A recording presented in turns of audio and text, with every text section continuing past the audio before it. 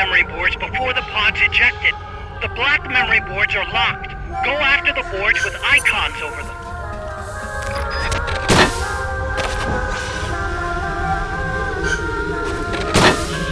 You can unlock memory boards by destroying the mechanical components that they control. Any boards you remove can be used to build our own AI weapon. Memory boards have different functions according to the icons displayed over them. Go ahead and take whichever ones you want.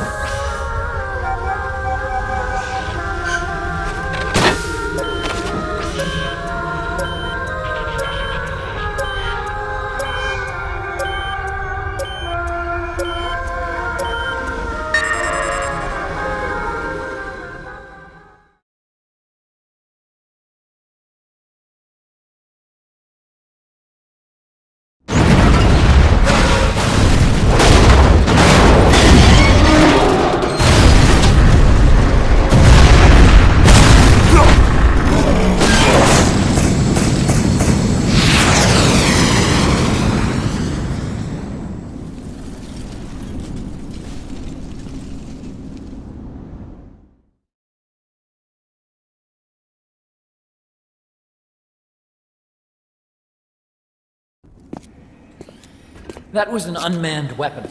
A prototype. I made it myself. Who are you? I work here. Well, used to, anyway. Name's Huey.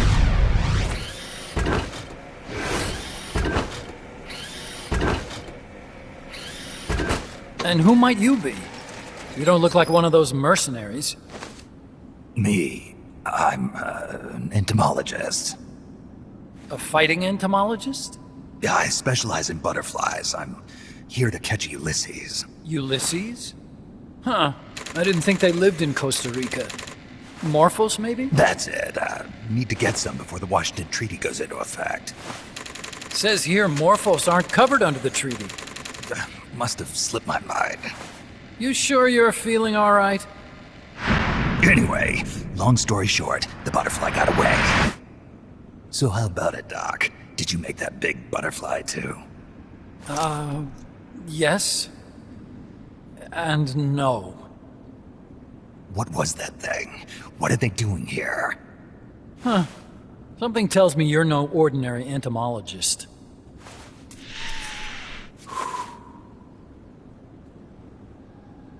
The nukes were loaded on that machine.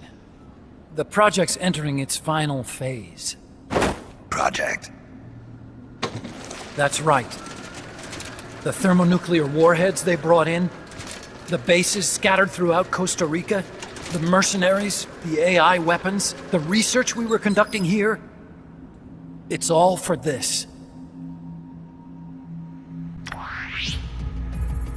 We used this facility to develop unmanned weapons. Unmanned? Robots.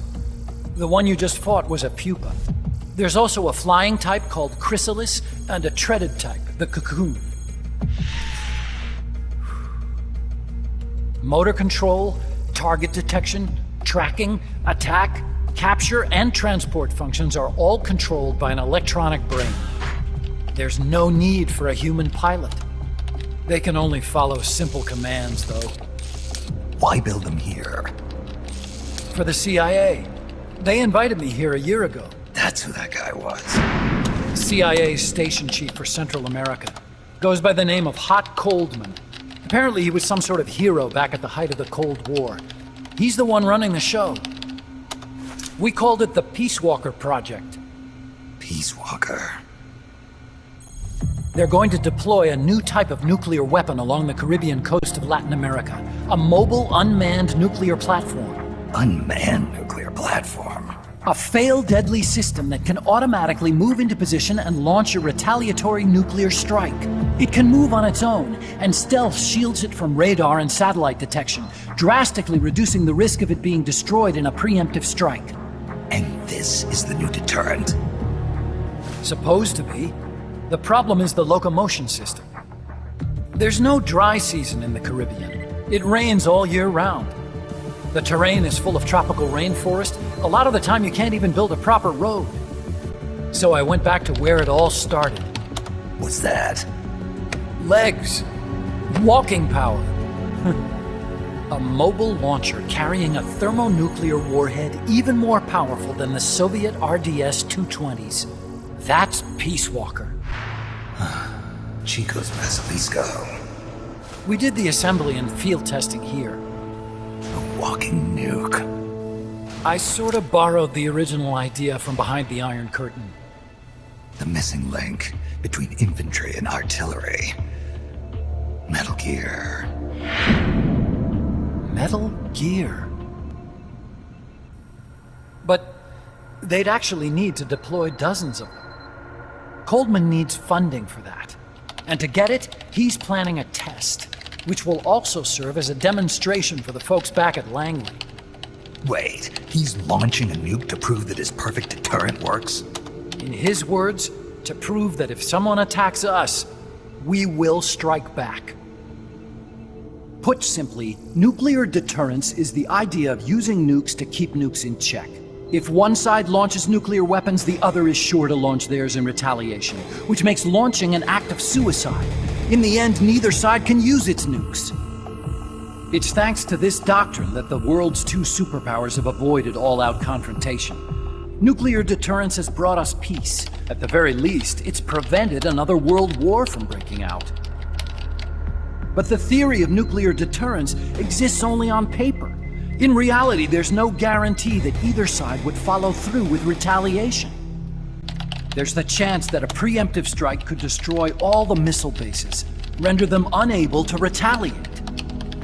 But the biggest flaw in the theory is that the decision to retaliate has to be made by human beings. Let me give you a real-world example. Let's say Country X launches first against Country Y. If the people in charge of Country Y are like you and me, they're not going to be able to retaliate, knowing that they're effectively ending all human life. So then the weak link in nuclear deterrence theory is the uncertainty of retaliation. Bingo. And that creates a loophole Country X can exploit to launch the first strike. Which is why we designed the system to be unmanned.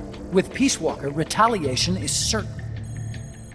It chooses the appropriate target and launches a retaliatory nuclear strike, every time, without needing human input to make the call. Launching a nuclear strike against Peace Walker is tantamount to pushing the launch button against yourself. It closes the loophole in nuclear deterrence theory, rendering our friends in Country X completely unable to launch. What Coldman is saying is that to achieve this goal, we need to demonstrate that retaliation will be carried out by a machine. He will launch his nuke. And then his version of deterrence will be complete. And you believe him? I believe in peace through nuclear deterrence. Why? My father worked on the Manhattan Project. He put his whole life into that research. And all it created was this illusion of peace called deterrence. And then I was born, unable to walk. I had no choice but to face up to the nukes. But if they do end up launching, it'll all have been for nothing. They've got to be stopped. Where'd they take the warheads? To a base near the border. The final test is 5 days from now. Where's the base? You're gonna stop them?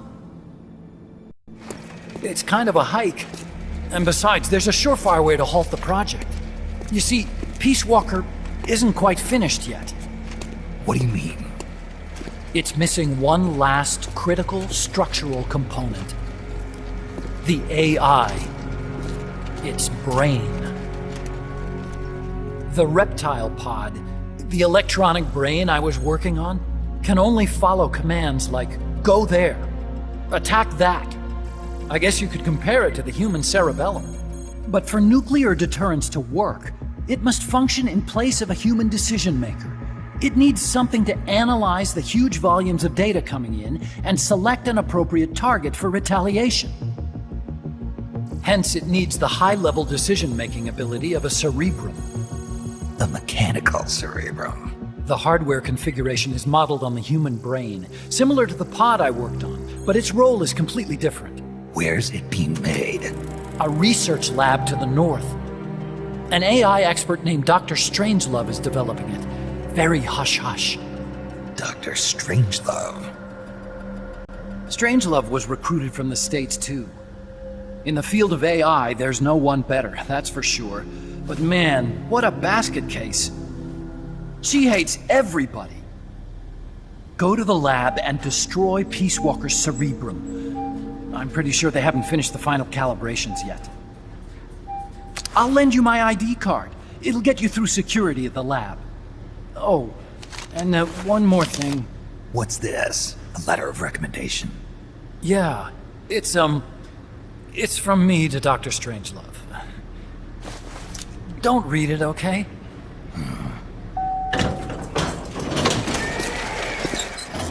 So what will you do now? I'm done with science. At this rate, I'm probably already halfway to hell anyway. Not so fast. Why not join us? Our place is outer heaven. You'd fit right in. Outer heaven? Yeah. I'm probably better suited to something like that than this paradise. Good. You get a free balloon trip for signing up. Enjoy it. You'll feel like a butterfly.